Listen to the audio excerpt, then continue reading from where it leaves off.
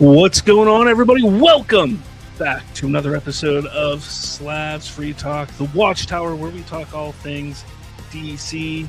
I'm Slav, and we have a show, guys. We have quite the show to talk about today.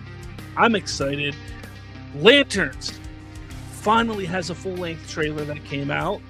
Clayface has a full-length trailer that came out. Plus, we have some rumors and even some confirmation, well, sort of, about Man of Tomorrow. And I think this might be a little shorter of a show this week. That's okay.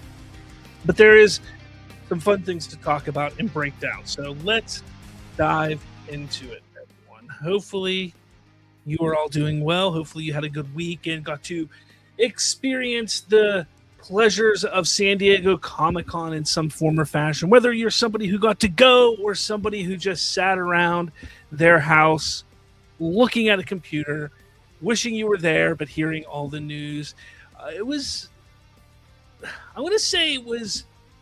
not the most exciting San Diego Comic-Con when it comes to news and information, but it wasn't as bad. There's some people that are saying that it was terrible in regards to Marvel and DC. I think it was fine. I think that, look, do I wish DC was there in a bigger way? Absolutely. I still think they should have been there in a big way. But Marvel, they're at a crossroads right now. They're in like this weird little state that they can't give anything away and they can't do much of anything, and talking about what's to come because the Doomsday and Secret Wars is kind of holding them back from that. They announced Black Panther 3, they announced Ghost Rider, which I guess will be cool, but honestly, if I was a Marvel fan, I just want to get past Doomsday and Secret Wars. I am a Marvel fan, but I'm just saying, those of you out there who are Marvel fans, because that's when things are going to be crazy and different and new. But enough about Marvel. Let's talk about DC. What happened with DC at the convention? Well, I'm glad you asked. First up, I got to thank Film Junkie for grabbing this and posting it on the X, because I think this is really interesting. If you remember a few weeks ago, there were rumors going around that Adria Arjona was seen on the set of Man of Tomorrow, and that she was 100% playing Maxima. Now, we still don't know whether she's playing Maxima, playing Wonder Woman, playing, Brainiac's mother. We don't know who she's playing. But here's the thing. She's saying that she hasn't even been on set to film yet. So let's dive in. Now, hopefully you can hear this.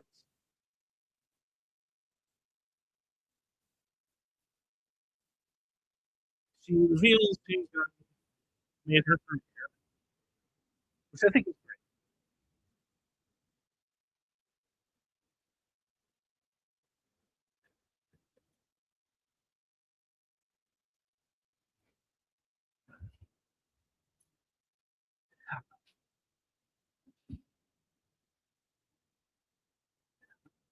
great. Again, she's another one that loves to talk about James Gunn, talk about how great of a person and director and filmmaker he is.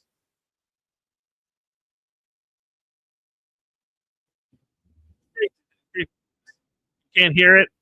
Man, let's try this again. That sucks.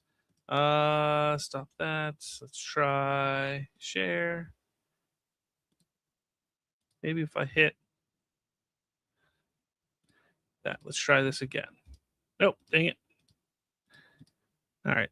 Can you hear it now? Also in Colombia, we really bonded and we've stayed in touch through the years, and they put me through it even as a family member and made me earn it. But I think when you decide to, join a universe or join a family. It's funny the how people are the most important, being very and careful on how I love them to pieces, and I've known them forever. They gave me my first shot, and then this shot. So I'm so excited. I love highlighting filmmaking families. I'll be greedy and follow up on one thing you brought up, because you're reuniting with them since having made Belko Experiment. Are you able to tease anything you did on the Man of Tomorrow set that would make you go like, my God, I can't believe I'd be capable of doing that as an actor one day? So she's asked, can you tease anything that you've done on the Man of Tomorrow set? And the great thing about that is Perry Nemiroff, who's interviewing, this proves she doesn't know. Like she probably believed the rumors or believed that she's in a big part or big in the movie. But here's what she has to say. Maybe owning space. I think when you're playing different characters, I was so green and I was so shy and I was so scared to be on set. I still haven't started filming. I'll tease that. But there's her tease. There it is. I'm going to stop it there. She hasn't started filming yet for Man of Tomorrow. Now, that doesn't mean that she maybe hasn't shown up to set, maybe to do some test shots or things like that. They did have, we saw from Frank Grillo when he was talking on Instagram that he saw all the cast. There's a bunch of cast members there the one day doing kind of like the press or the behind the scenes type of stuff. So maybe she was there to do that. Who knows? But as of right now, she has yet to be on set. As of San Diego Comic-Con, as of this past week, she has yet to be on set. Now, that's not to say that she isn't Maxima or isn't Wonder Woman or isn't Marcia Manhunter. Why would that happen? She's a woman, I know. Anyways, but not to say that she isn't playing a major role, but let's not forget that a major role necessarily isn't going to be a big part in this movie. If she is Wonder Woman, maybe she shows up towards the end in the big climactic battle against Brainiac and against Lex Luthor or something like that. If she's Maxima, maybe her scenes take place earlier in the movie and they haven't shot those scenes yet from earlier in the movie. We don't know. Like, we don't know how they're finagling, how they're shooting the movie. Let's not forget that the movie doesn't shoot in chronological order. Movies typically shoot in all different sorts of ways that best fits the production, the budget, the schedules of the actors and the filmmakers and everything like that. So again, I'm not saying that she isn't Maxima, isn't Wonder Woman. The fact that she's out there working out and showing these workout videos makes me believe that she's going to be some sort of meta-human in some way, but I don't know who it is. But it's interesting to know that she hasn't started filming yet. My guess is when they start filming, they started what, May, beginning of May, or was it earlier than that? I don't even remember when they started filming. It feels like March, maybe. I can't remember. It's been months. So the fact that she hasn't filmed as of July, I mean, yeah, you have to figure it's going to happen soon, because filming is usually a good 3 to 4 months, 6 months on really, really big films. So we could definitely see what's happening there. I'm sure we'll get something eventually soon. There has to be something soon, right? On casting, James Gunn can't be this secretive this long, right? Okay. Anyways, let's keep moving on here.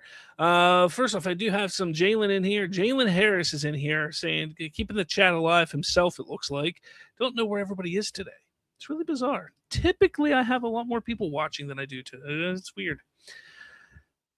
But Jalen says, damn, she's dodging the question very well. Says, so I know 2 scoopers saying she's Wonder Woman and another 2 saying she's Maxima. Again, I truly believe that Maxima is a cover-up for Wonder Woman in the movie. But there's another female actress who's attached to the movie. What is her name? I can't remember her name right now. Can't think of it. It's like right there. I can't think of it. But the thing is there's 2 female actresses that are attached to the movie. There could be one of each. It could be Maxima and Wonder Woman. It could be, like I said, it could be Brainiac's mother. That just is not a thing, but James Gunn decided to make a thing. We don't know. We really don't know until we know. But it's good to speculate. It's not good. It's fun to speculate, I should say. I love speculating. It's always fun. Let's see. What else do we got? Nothing else there. All right. So let's move on to this. Brother Power will apparently debut in the DCU in Man of Tomorrow.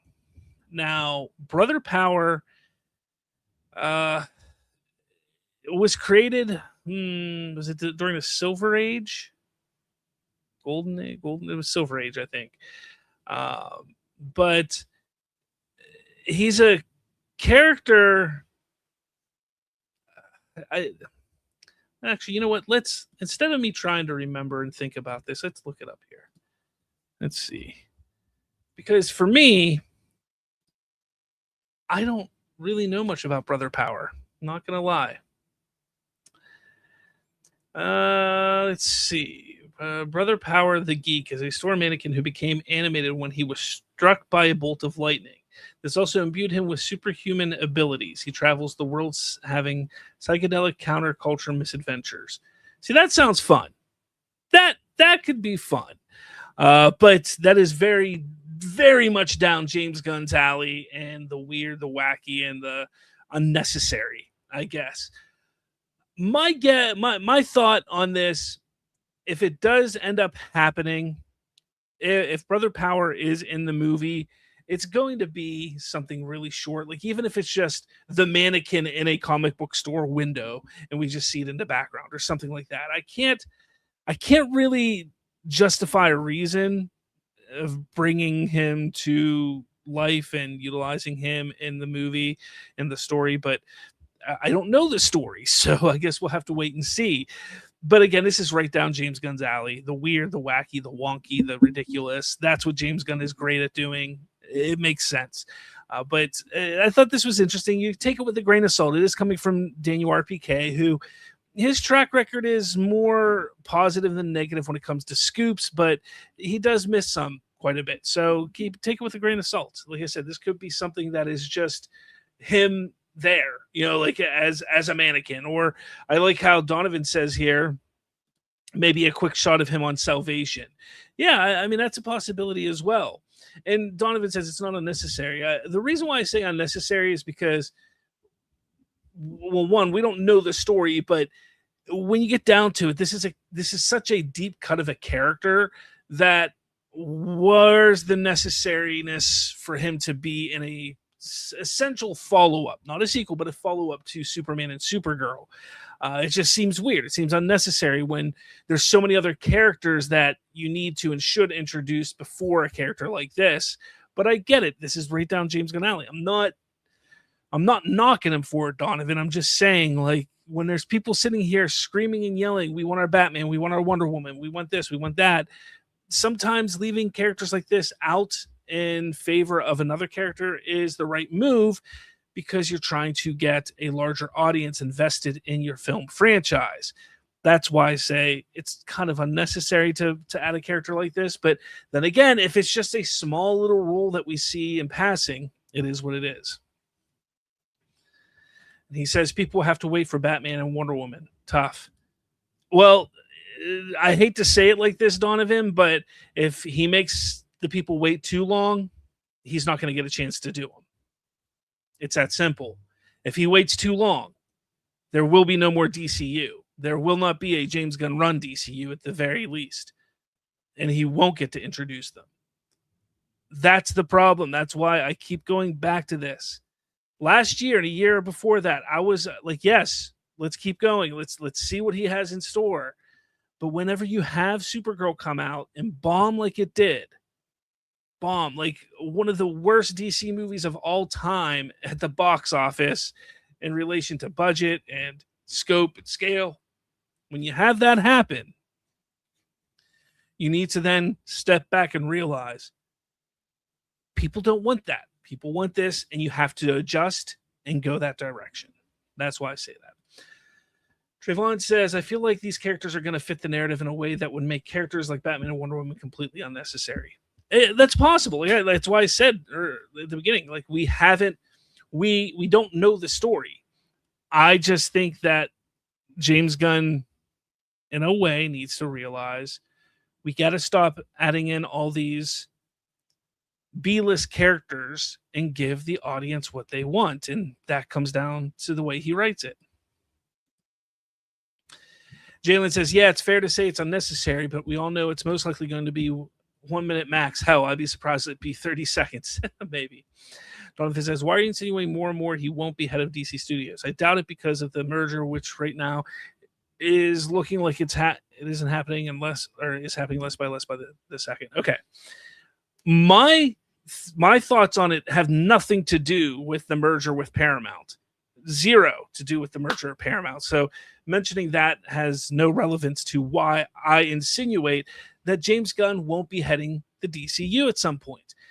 And the reason why I say that, Donovan, the reason why I continuously go back and say, look, it's possible that he's not running DC Studios is because the general audience, you need to have an audience invested and willing to watch your content, show up to the theater, and get excited about what's to come in order for you to keep your job.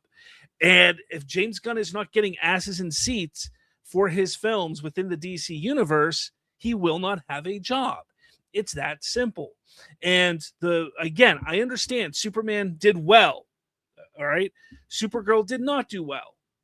Now we're going to see what happens with Clayface. I'm sure that's going to do well. Man of Tomorrow, I think, will do well. But when you put in characters like Brother Power, or you release a show like Jimmy Olsen Gorilla Grodd show, and you do things like that, which I'm all for. This is me. I'm excited. I'm a DC fan. I'm a comic book fan. I like that stuff. But you have to think larger than the comic book fans. You have to think larger than the people that are already going to pay or go and get the subscriptions and get the movie tickets to see those things. You have to think larger than that. You have to get a larger reach. And adding characters like this and doing the Jimmy Olsen show and things like that, I don't believe that's what's going to be it. I don't. I want to believe it can be. I want James Gunn to succeed with those because I want to see those things and I want to see James Gunn continue. But I do realize and understand, because I know how the business works, that if he's not getting the views, if he's not getting the asses in the seats at the theaters, he's going to be booted. He's going to be booted. Whether it's when Paramount takes over, or Netflix, or David Zaslav is still in charge, it doesn't matter who's running the show. If he's not doing what he needs to do to make money for the studio, he's not going to keep a job. Trayvon says, Lanterns and Clayface will make the Supergirl bomb completely yesterday news, a la Iron Man 2 overshadowing Incredible Hulk. I don't know if that's completely accurate. I think Lanterns looks great. It does. We're going to talk about that in a little bit. Clayface looks great. We're going to talk about that in a little bit. Clayface is such a different type of movie. The budget is small, so you don't have to make as much money. So that's a good thing. Budget small, don't need to make as much.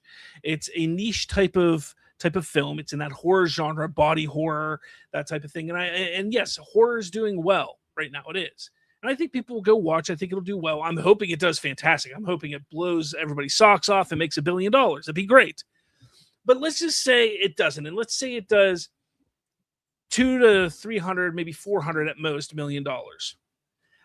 I wouldn't say that's enough to make Supergirl yesterday's news. The reason why I say that is because Supergirl, up to this point, has been looked upon as being one of the pillars of this DC universe. And when one of your pillars doesn't stand the test, that's going to have an effect for a long period of time until you rectify that mistake. And I think the easiest way to rectify that mistake personally is saying, here's Wonder Woman or here's Batman. That's just me. But I get it. Not everybody. Lanterns, I think, is going to do fine. I think it's going to be a fantastic show. I just don't know if it's going to be one that changes the landscape and changes the perception, because it's on HBO Max. Not everybody has HBO Max. Not everybody has access to HBO Max. Not everybody's going to want to pay to watch, 8 or 10 episodes? I can't remember. So you're looking at 2 to 3 months worth of HBO Max subscription to watch it. Some people may not do that. So it's one of those things. It's kind of like, I think it'll do well. I think people get excited about it, but The streaming stuff is very, very interesting and different when it comes to these universe. It's still relatively new. Like, I know Marvel's been doing it since 2020, but they haven't had a lot of success with it. Let's see how DC does. We still got to see. Let's see. Trayvon says, as a hardcore Superman fan, you'll hear zero complaints from me about Superman anything. Jalen says, yeah, that's the sad part about this whole thing, where the WB will care more about how much money DC movies make rather than art itself, which led to the failure of the DCEU. You missed the point of what we all should learn from what happened with the DCEU. It's not that they did not care about art, because I know that's one thing everybody loves to say, especially pointing to Zack Snyder and saying, oh, the regime at the time didn't care about Zack Snyder's vision and his art and I'm not saying this is you, Jalen. I'm just saying that's what a lot of people try and say. But that's not what caused the failure of the DCEU. The failure of the DCEU came because they were trying to rush everything. And they were rushing it because they wanted to play catch up to Marvel. They then wanted to rush and get things out because they wanted to get a big pay bonus before the sale to AT&T went through.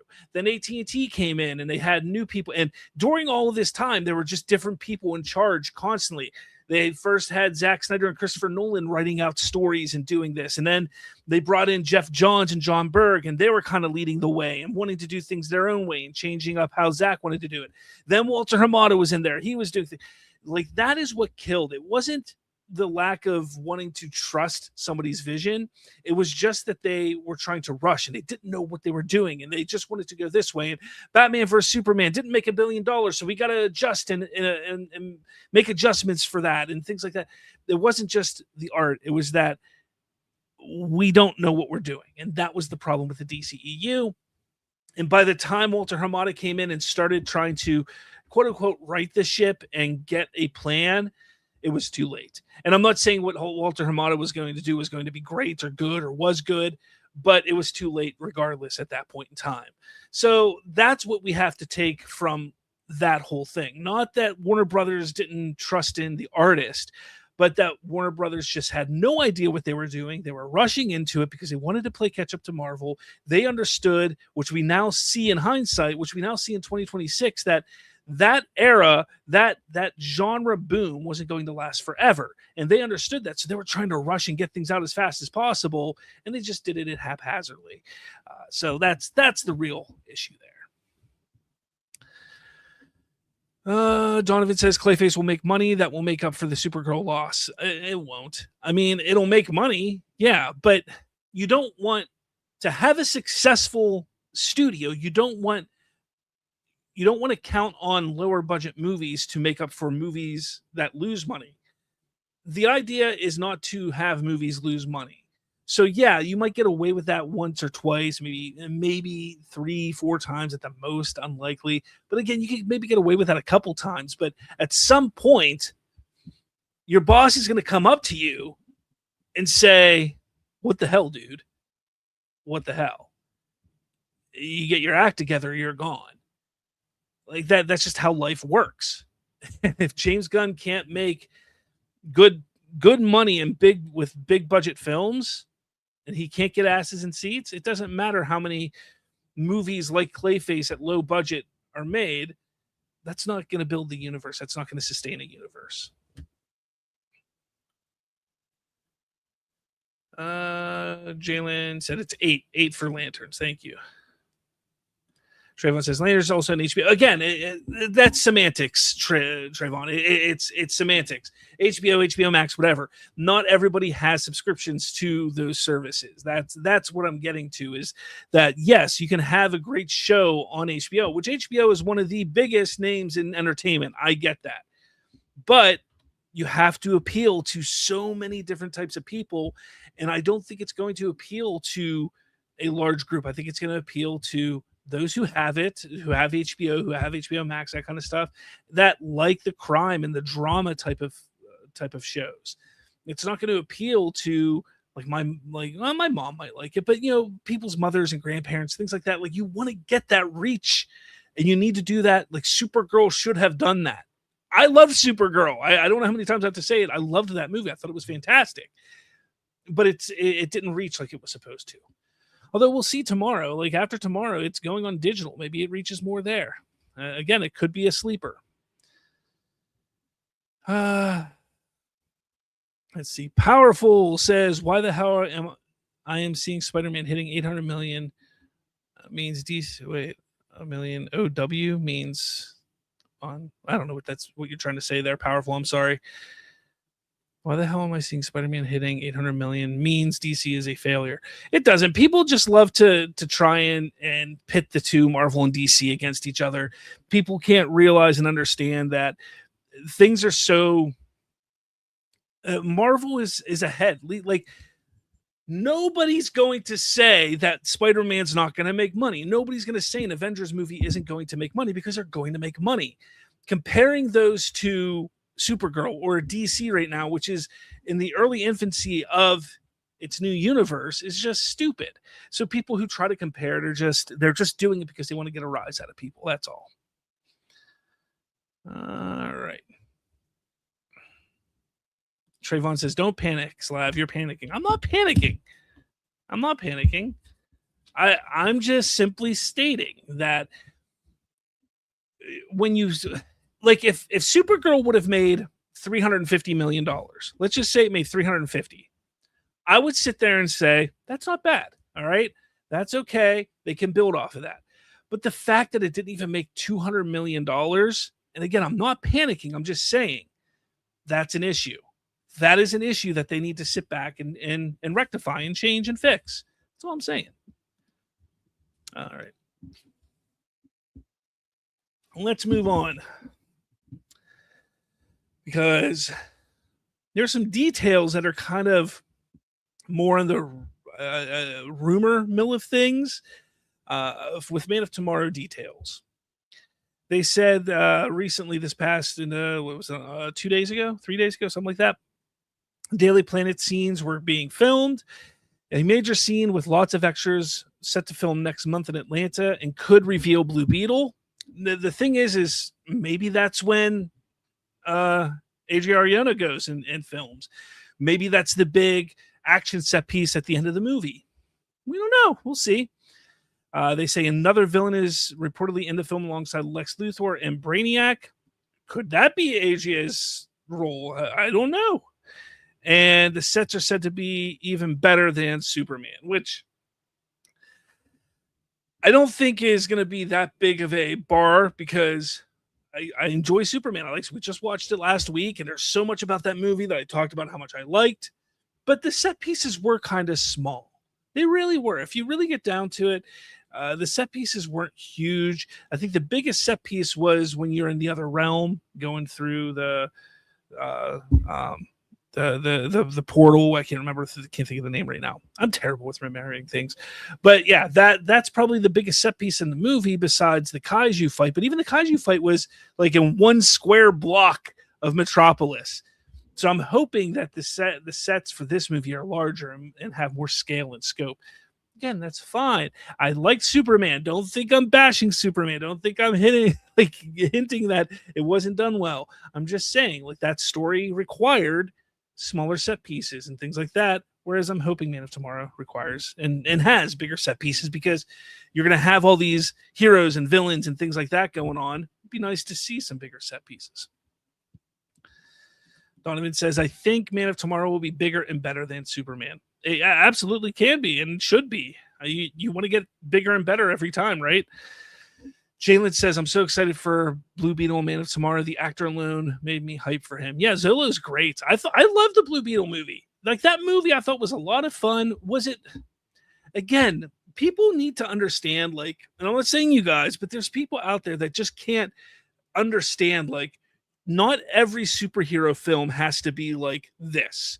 Like, you can have your superhero films that are just simple, and like Supergirl or like Blue Beetle or like Shazam. Like, those are those superhero films are good, fun superhero films, and just you can sit back, you can watch on a Sunday afternoon with your family and just enjoy yourself and have a good time and feel good.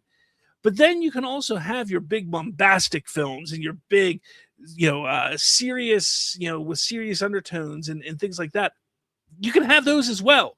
You don't have to have just one type of superhero film. And I think we need movies like Supergirl, like Blue Beetle, like uh, you know, um, Shazam and things like that. Like I'm all for that. Let's see. Powerful says people also need to understand that because a movie flops doesn't mean you can't love it. Exactly. Trayvon says, I firmly believe Supergirl will be one of those movies where people see it on digital platform and say, I would have seen it if I knew it was out in theaters. That's a possibility. The marketing wasn't great for it. But like I say all the time, Warner Brothers has some of the worst marketing teams I've ever seen for a film company or film studio. Jalen says, I know Grace R was hating so much on Blue Beetle being a Man of Tomorrow, which felt crazy to me because she just wants to hate. She's learning what gets you more views and clicks and things like that, and it's just being spiteful and hateful on things, and that's what she's going for. It's pathetic. She's losing ground, so she decided to turn that direction with it. So, oh man, powerful. You have no idea. It's not just I'm sick of box office when it comes to DC. I'm sick of box office all around because people act like they know what the hell they're talking about with the box office, and they don't. They don't know what they're talking about. They try to act like they know, but they just have no idea. And it just they sound like complete imbeciles most of the time when they talk about it. And it's just, I'm just over it. I'm over it. Like, look, if a movie does what Supergirl did and just makes $100 and some odd million, yeah, we know that failed. It bombed. Okay. But once you start getting up to those like $500, $600, $700 million budget or box offices, people need to stop acting like they know what they're talking about there. Like, oh, it only made 620 million. It needed to make 626 million to be a success. Like, what the hell are you talking about? Like, go away. I'm sure they can write off that $6 million somewhere in the budget and at the end of the year, and it'll show a profit. Like, people need to just calm the F down when it comes to box office. It's true. Donovan says I flopped at the box office with a loss of minus 100 million. Oh man, no.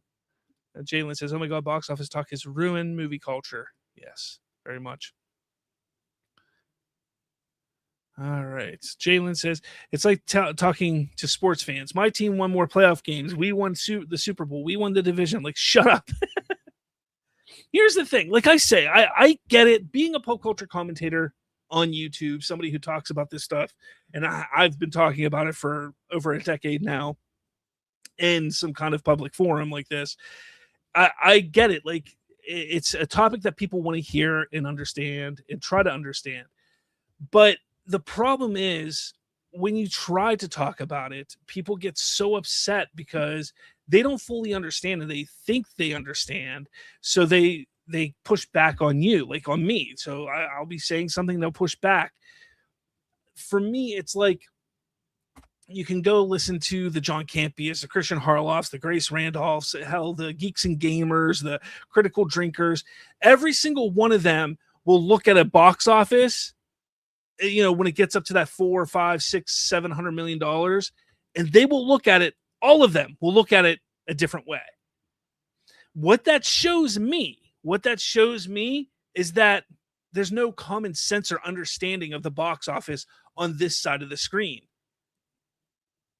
So we're not the ones, like we're the ones over here that act like we know what we're talking about, the fans and us. But when not any pop culture commentator can sit down and have the same opinion on something like the box office, they could, certain people say Superman was a box office failure because it made 618. Then people over here say, oh, it was a box office success. Some people say, oh, it did all right. Oh, some people say it made this much money. Some people say it lost this much money. That just proves my point that everybody talking about it is talking out of their ass, and they just need to stop. Sid, what's going on? Says, I know a lot of people don't want to hear this, but after DC beat Marvel last year, Marvel had to resort to Spider-Man again. Honestly, I mean, when it gets down to it, they were planning on with Spider-Man coming out already. But look, Spider-Man, as I've been saying for months and months and months and months, Spider-Man's going to make money no matter what. Like, at this point, people love Spider-Man so much. Spider-Man's as big, if not bigger, than Batman when it comes to films. So Batman would make 700 million in a box office and be critically acclaimed and fans love it. Spider-Man will make more than that. That's kind of what I'm getting at. It'll be even more acclaimed and even more loved, even if the movie's not good. You have these characters now with Marvel because they've been building these characters for the better part of 20 years or more. And they're in the zeitgeist. They're in the conversation, the minds of the audience all the time now. When's that next Spider-Man movie coming out? When's that next Iron Man? When's that next Deadpool even? Like, you sit down, and that's why those movies make so much money and are so big, because they're the first one people love. The second one, maybe people loved. But once you're like Spider-Man and you get 7-8 movies down, people are like, oh, when's that next Spider-Man? And that's what kind of happened with Batman with DC.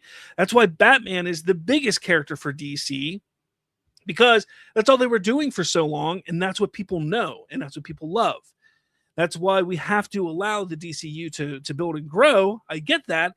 But you also have to give the fans what they want. I kind of got off track there, but that's kind of why they do stuff like that. All right. Let's see. Sid says, thank you. Spider-Man 3 made more than the original Spider-Man 1 and 2, and it was ass. Yeah. Still has the better Venom than Tom Hardy, though. I will hold true to that for the rest of my life. Yes. What's his face? Topher Grace was a better Eddie Brock Venom than Tom Hardy. Hands down. And I'm not being silly. I am being serious with that.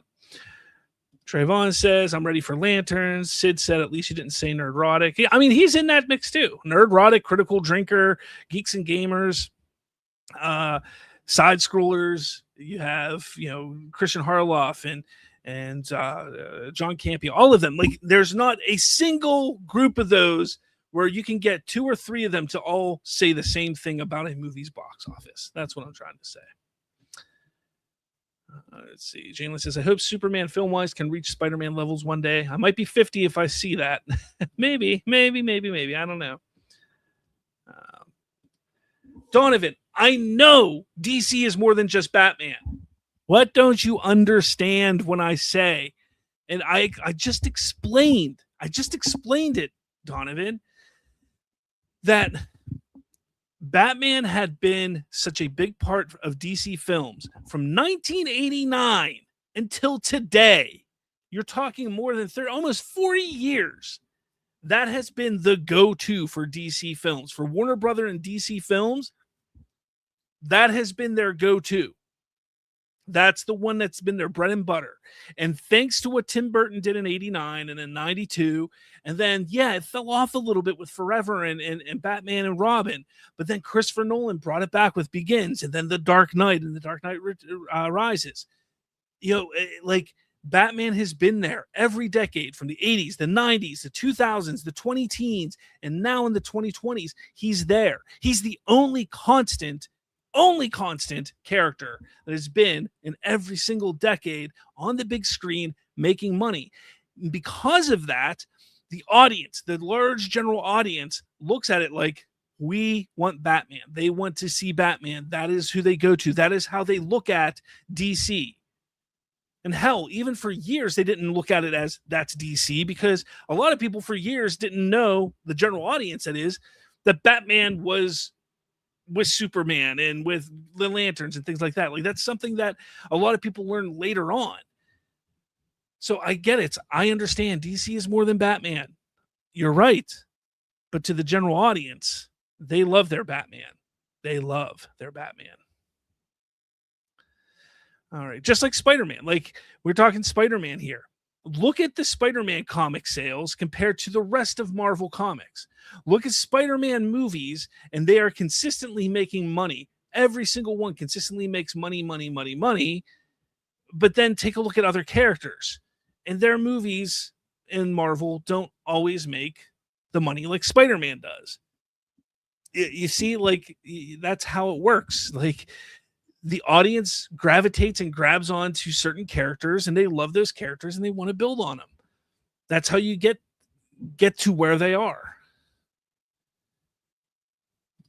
Jalen, you say I don't want DC to just do Batman like all the time, but DCU needs a Batman. 100%, yes. And Jalen says money, money, money, money, money, money. Get your good what's his name? Mr. Krabs meme there.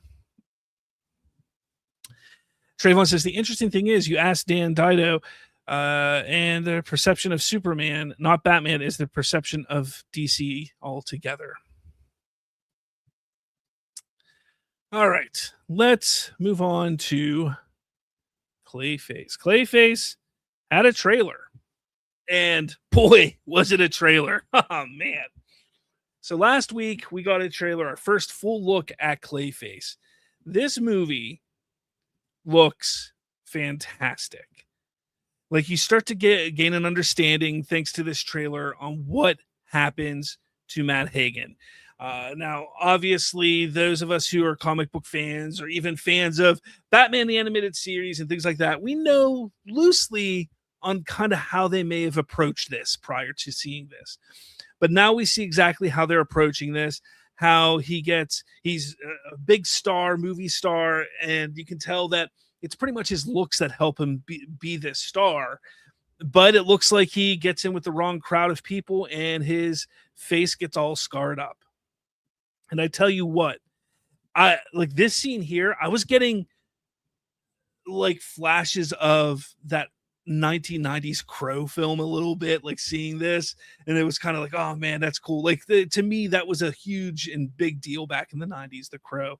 All the stuff behind the scenes and things like that. But more than just that, it's one of those films that, man, if you can evoke just a little of emotion that I had from then, that's a good move.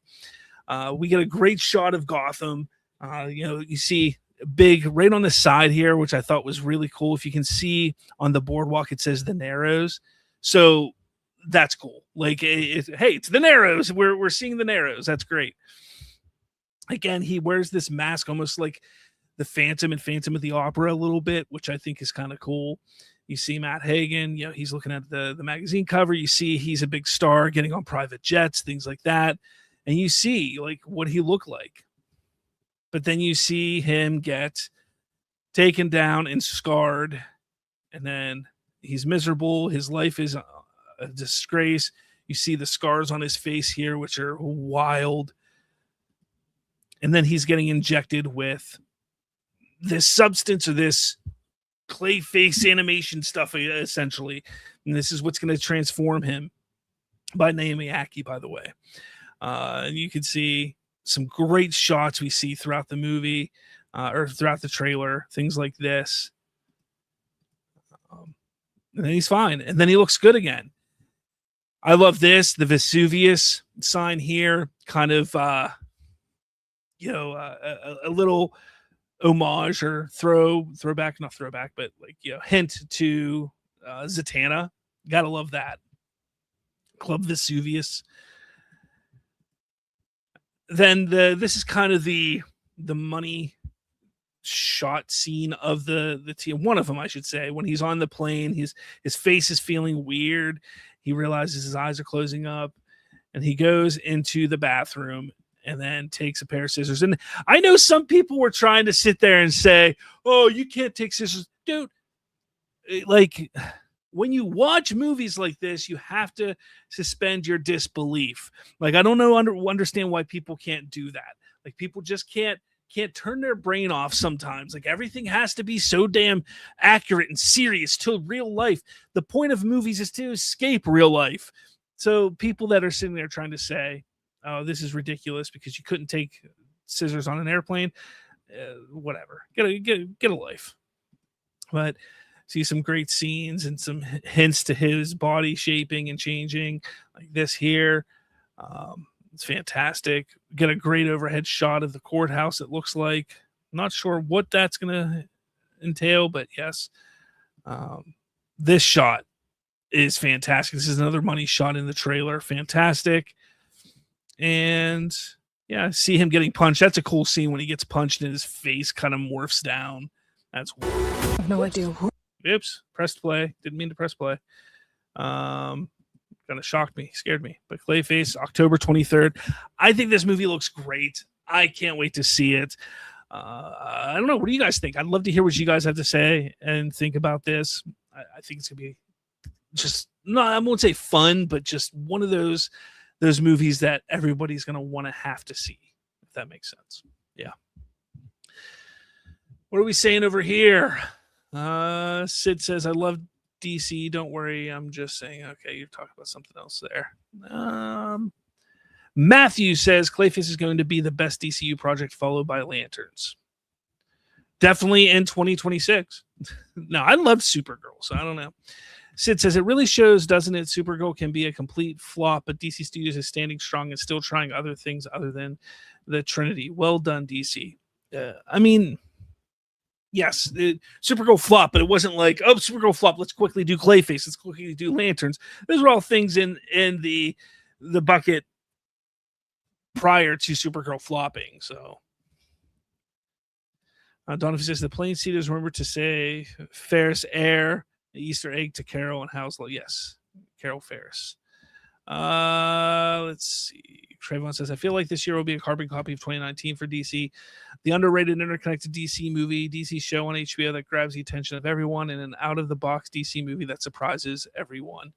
Maybe. Was 2019 when Peacemaker came out? No, that was later than that. What show came out on HBO then? Donovan, Clayface and Lanterns just continues to prove that the DCU will have different tones and styles, and that's fantastic. We want to see that, absolutely. And Jalen says, OMG, Grace was tripping on that scene, and her counter to the pushback was so petty that she should never be taken seriously. Very true. Jalen says, I think Clayface could be a $400 million movie. I wonder if they add Batman at the end. I don't think they're going to add Batman to it. And box office wise, look, I'm looking at it as a movie that's going to be similar to what Sinners did. So yeah, I mean, we're talking about 300 to 400 million. It could be bigger. It could be bigger than that, but I'm going to stay on the conservative side and say, yeah, I think it's going to probably be around 300 million, 350. That's what I think could happen. Jalen says, I like how would this movie end without Batman stopping him? Won't know until we see it. Yeah, I mean, I don't know. Oh, 2019 was the Watchmen show. I didn't watch that till years later. I think it was like 2023 that I watched the Watchmen show. Maybe even 2024. Yeah, I watched it much, much later. But all right, let's get on to the final topic at hand. And that is the Lanterns trailer. Guys, this trailer, if this doesn't excite you for this show, then just you're not a fan. You're not a fan. You don't want DC to succeed. So we see this fun little back and forth between Jon Stewart and Hal Jordan, and training. Hal being asked, so you're a space or not? How Jon Stewart, you're a space cop. He says, no, I'm just being trained. Again, we're seeing a lot of shots of the two of them together. Jon Stewart holding the Green Lantern ring. I love this little part. Look, you can have some comedy in these scenes as well, which is great. I love it. And it's just like, fly. He's like, just fly. And he tries to fly and he creates a bird because that's what he was probably thinking. He was probably imagining a bird being, flying, and that's what he created. And that's, to me, just brilliant. It's brilliant. I love it. I know some people were complaining that it has the F word in it. But look, this is an HBO Max mature show. It's okay. Like, you're allowed to have these different types of things. It's okay. they then start talking about what do you think is going on? And this is where things get real interesting because, they're like, no accident here. These victims are going to end up being alien. And when I first heard that in the trailer, I was like, what? What do you mean they could be alien? So at first I was like, is this like a town full of Martians from Mars? Like, are these what they are? Like Martians and they're just hiding out here? I was like, but that doesn't make any sense because there aren't many Martians or they shouldn't be. So what like I was trying to figure out like what they could be talking about. And we keep going, just seeing it feels very almost Taylor Sheridan like in feeling of this show, if you ask me. Maybe just a little bit more edgier than what he does. Then they talk like this is a threat no one's seen before. We see some great shots, and then we see the big moment here. And John is asking Hal, what do you know about manhunters? My jaw dropped when I heard that because I don't think that was anything many of us were thinking or mentioning as a possibility when it came to this show. I know like some people were like, oh, are they talking about or not talking, or could they be going up against Vandal Savage or Atrocities or Atrocitus or even the Martians, like White Martians, like what is it? Like what are they going up against? And there was like all these back and forths. I don't know. Like this just makes so much sense that it's possibly a manhunter or a group of manhunters that they're going for as the villain, most likely going to be the villain in this show, like the overarching villain. And I love it because it makes so much sense because it's a personal story to Hal. And let's take from comics slightly. We know that there were some comics where Sinestro teamed up the Yellow Corps, the Yellow Corps with Manhunters in the comics. Could that be a direction they go with it? Because we see Sinestro in this trailer. We know he's in the show. Could that be the connection there with Hal and Sinestro and then the Manhunters? They said it was going to be an ancient threat. Manhunters were the first kick at the can of these galactic police of sorts by the Guardians. So again, you're taking a look at this whole aspect and idea. Like, is that what they were talking about when it comes to the threat from long ago, the ancient threat? But then we see a brief scene. I don't know, like we see this great scene on another planet with two planets and a star or a sun. We see a skull. Manhunters are the most dangerous beings. Now, let's not forget, Manhunters were robots. Their whole thing was when the Guardians created them, they were supposed to be like galaxy police, like Green Lanterns or the Lanterns were. However, they became more sentient and realized that anybody with free will, anybody who has any free will must be eradicated because they're all going to be evil in some way. So my guess is this planet that they're on is a planet that was eradicated by the Manhunters. Here's the moment where like it's a being and it changes. Now to me, and now take this as you will. But if you take a look right here, is that a white Martian? Because, or is it just a regular Martian? But then it's wearing the similar uniform to the Manhunter. Now I know there's some iteration that I believe, not that I've ever read, but I think there's an iteration where Manhunters could shapeshift as well. But I don't know, man. Like that, it's the head that does it for me. Because it doesn't look robotic. Because the Manhunters are robots. That looks like an alien head. That's just to me. But anyways, moving on. So we just see more shots. We see the red light coming down from the sky, which people were like, oh, that's a red lantern. Sure, maybe. Who knows? It could be anything. Like, I think that's why they put this in the shot for people to think that there's Red Lanterns in there, and it's going to be, a change, and it's something else, and maybe not as severe as that. But there's that shot. We get Guy Gardner in there, which apparently we're supposed to see the origin of Guy Gardner in this show, which I think will be kind of cool. And wouldn't it be something if they ended up killing Guy Gardner? I don't think they're going to kill Guy Gardner in this show, but what if they ended up killing him, and Hal and Jon Stewart still get to be Green Lanterns, and people would be kind of feel weird about that. Wouldn't they? Wouldn't they? I don't know. Jeffrey, 440 joules. Unk alert. Oh, thank you. What are joules? I don't know what joules are. That's something new to me. What is that? Joules are digital currency, was purchased during live stream viewers by Joules with real money. But what's an animated gifts that appear over as overlays on the stream? Okay, cool. Well, thank you. I appreciate it. Is there anything? Yeah, anyways. Donovan says, with the Manhunters being the villains, I can see already a very big anti-artificial intelligence theme. This show feels like an event now. Yeah, I mean, you're not wrong in that regard.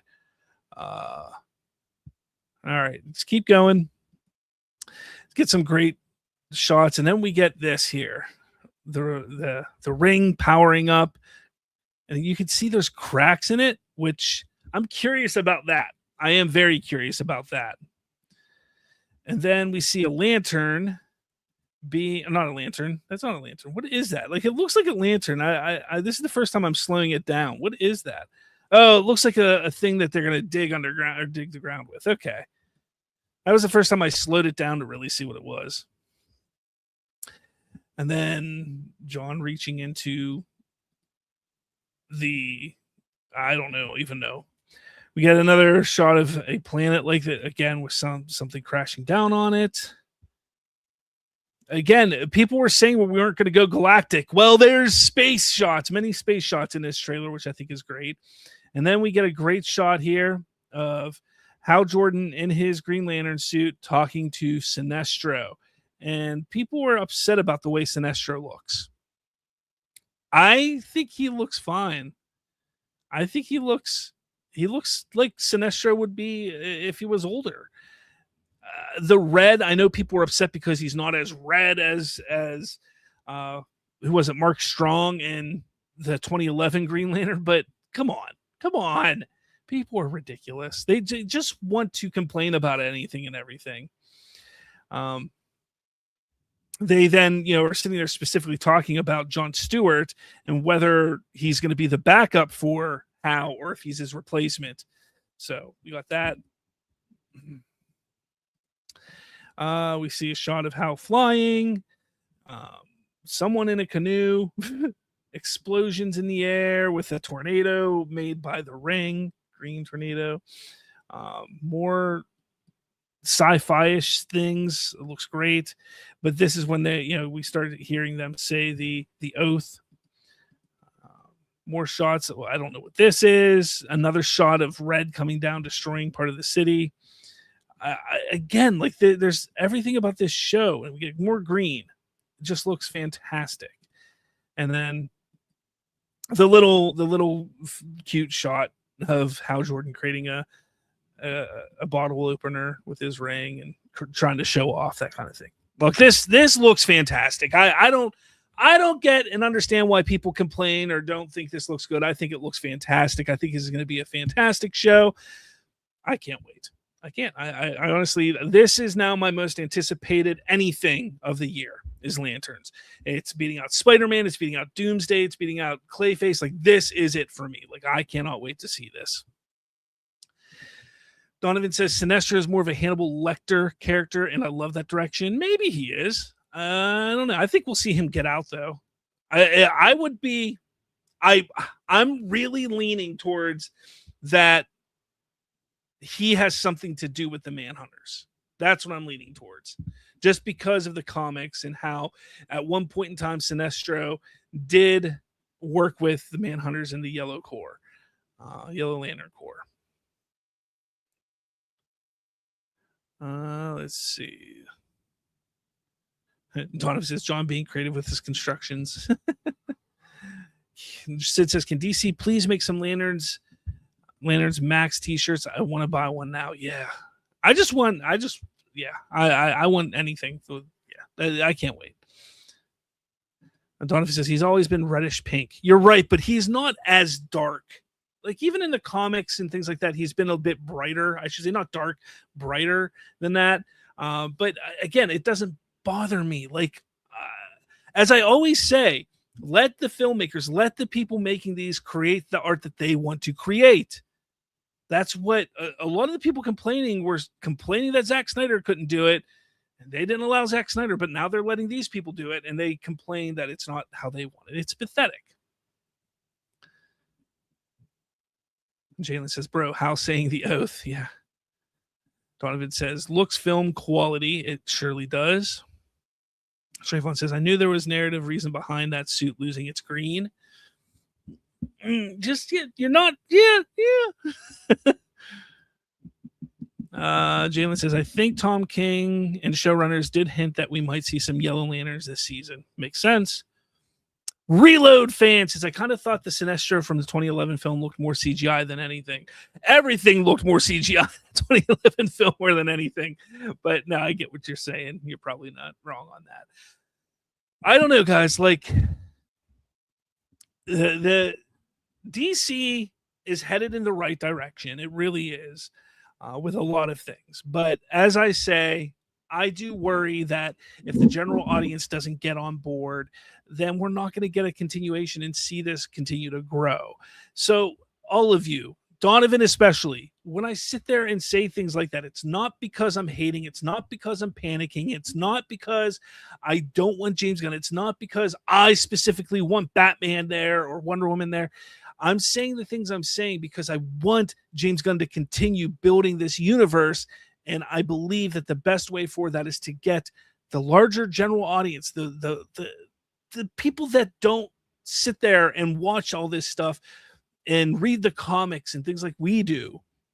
We need those people to get invested into it. And that's why I say the things I say. But I do think that DC's heading in a great direction with the next two projects coming out the door. And I just hope they're able to expand and build on it and continue growing. That's what I have to say. Hunter, did you see my comments? I might have. I had a lot here. You said all the people on YouTube saying it's Martian Manhunter. I say no. Is Manhunters are robots, mechanics, not alien. You're right. Like I said, there was that one shot. If I can find that right here, it's very, very. Let's pull it up again. Let's see here. Where's that? There. Like when he changes, like you see right here, it doesn't look like robots. And I'm not saying that this is even a Manhunter. I'm saying that this could be a Martian. But there is a connection. Don't forget that there is a connection to the Manhunters, to the Martians in a way. In one iteration of the comics, there was a connection that the Guardians looked upon the Manhunters or as the Martians as their inspiration for creating the Manhunters. So there is a connection there. We could go further in that way. So that's for sure. Donovan says, I mean, if Superman is any indication in the reception of Lanterns and Clayface, looks like it's more proof that the general audience is getting warmed up to DC more. You're right. It could. But you know what would get them fully invested faster? Batman and Wonder Woman. Just saying. That's all I'm saying. All right. So anyways, we're going to start wrapping things up here, but I do want to say this. I want to say that tomorrow, not next week, tomorrow, I am doing another watch along. Slavs movie night, as I'm calling it. I'm doing a watch along where, oh yeah, I forgot I had that. We will be watching Man of Steel. And now people are asking me, Slav, why are you doing more than just DCU films? Because there's only 2 DCU films, people. And this is a DC channel. This is where we discuss and talk all things DC. And much like I did last week when we watched Superman, I will play Man of Steel and I will just give commentary on it and discuss it. And if there's any news or anything that drops between now and tomorrow, I'll discuss that during the show. And it's just fun. I like to give commentary and give my opinions on certain scenes and how things played out and what I like about the different scenes. I did a few of them last week that I think are going to be great clips for me to pull out and throw up online in and of themselves. But that's what we're going to do tomorrow is Man of Steel. And I can't wait to just keep doing this. It's a lot of fun. So I'm hoping more and more people get on board with it as well. Reloaded says Lanterns is definitely gaining interest given trailer views on YouTube and social media. For sure. Again, I think it's going to do well. I just hope it does great. That's all. That's all I'm saying, guys. That's all I'm saying. All right. But that's it, guys. That's the show. Thank you all so much for stopping by, watching, and chatting with me. Again, we'll be back tomorrow for the Slavs movie night where we watch Man of Steel. And then next week, we'll be back with The Watchtower where we talk all things DC and discuss all the different things going on in the DC world and things like that. So everyone, thanks so much again for stopping by and hanging out with me. And with all that said, I will catch you all later.